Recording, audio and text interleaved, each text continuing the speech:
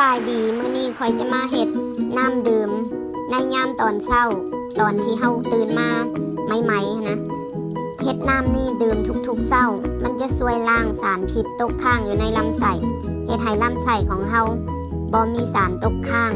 สะอาดและก็เฮ็ดให้ร่างกายของเฮาดูดซึมสารอาหารได้ดีเช่นว่าบ่เฮ็ดให้เป็นสิวช่วย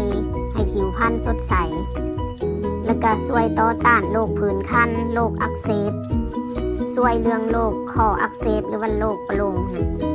แล้วก็ช่วยเรื่องโรคหัวใจกับโรคหลอดเลือดนะช่วยให้หลอดเลือดเฮ็ดเวียกได้อย่างดีถูกต้องแล้วก็มันช่วยต่อต้านการขยายตัวของเซลล์เนื้องอกเกือบทุกชนิดและช่วยต่อต้านความเครียดความอุกอังจิตใจเฮ็ดให้จิตใจดีขึ้นโอเคเฮาไปเบิ่งวิธีเฮ็ดกันเลยส่วนผสมมีขมิ้นแล้วก็มะนาวแล้วก็น้ำผึ้งคันว่าไผมีคันบ่มีบ่ใส่ก็บ่เป็นหยังน้ำผึ้งแล้วก็น้ำอุ่นเอาน้ำอุ่นร้อนนะแล้วก็มะนาวคันไผบ่มีมะนาวสีเหลืองก็เอามะนาวสีเขียวก็ได้แล้วก็น้ำขมิ้นนะคันไผบ่มีขมิ้นแบบเป็นผงนะกะอยู่บ้านเฮามีขมิ้นแบบอันสดๆเนาะแองดีแบบเฮามาล้างก็ดีซะแล้วก็เอามาปอกเปลือกมันออกแล้วก็มาซอยบางๆแล้วก็น้ำเฮาต้มมาหรือว่าน้ำร้อนเท่านั้นแล้วก็เอาขมิ้นใส่น้ำร้อนอุ่นนะแล้วก็เอาขมิ้นอันที่เฮาซอยบางๆหั่นใส่น้ำใส่แล้วก็บีบมะนาวใส่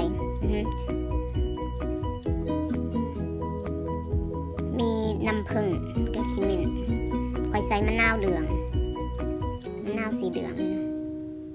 ค่อยใส่มืดหน่วยเลยขั้นไผ่โบหมักสมหลายนะไผ่ยักษ์ใส่อันครึ่งหน่วยก็ได้ขั้นมะนาวมันหน่วยใหญ่นะ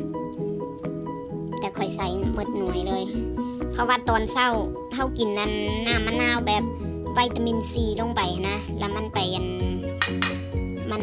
มันช่วยให้ร่างกายเฮาแบบอันอีหยังสร้างคอลลาเจนอีหยังนะวิตามินซี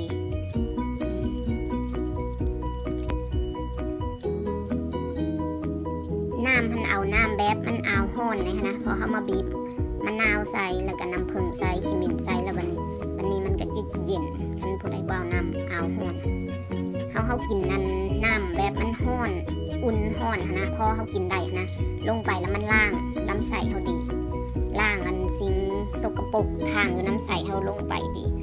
แล้วกินบึ้ดนึงแล้วก็ไปเข่าของน้ำโลดท่านผู้ใดอันทายยากนะเข่าของน้ำยากนะทายยากนะเฮ็ดน้ำมันนี่กินเบิ่งเด้ออันมันสวยข่อยหันกระทายากข่อยก็กินน้ำตัวนี้ละสวยทุกมื้อกินแล้วก็ไปเข้าห้องน้ำโลดถ้าไผทายยากนะอันแบบ 2-3 มื้อบ่ทายนะลองเฮ็ดน้ำนี่กินลองเบิ่งเด้อบ่ถ้าไปซื้อแบบยานทายมากินนะอันตรายลองไปเฮ็ดสูตรข่อยนี่กินลองเบิ่งบางเทื่อมันสวยสิเจ้าเพราะมันแบบอันธรรมชาตินะมันบ่อันตรายแบบมันบ่ทำลายเขานะเขากินยามันยังไปทำลายสุขภาพในร่างกายเขาเลย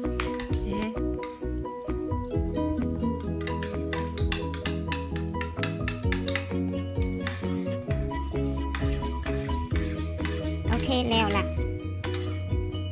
โอเคขอบใจเด้อที่เบิ่งชมถ้าจะมักวิดีโอนี้อย่าลืมกดไลค์กดแชร์ให้เด้อแล้วก็พบกันใหม่ในวิดีโอหน้าบ๊ายบาย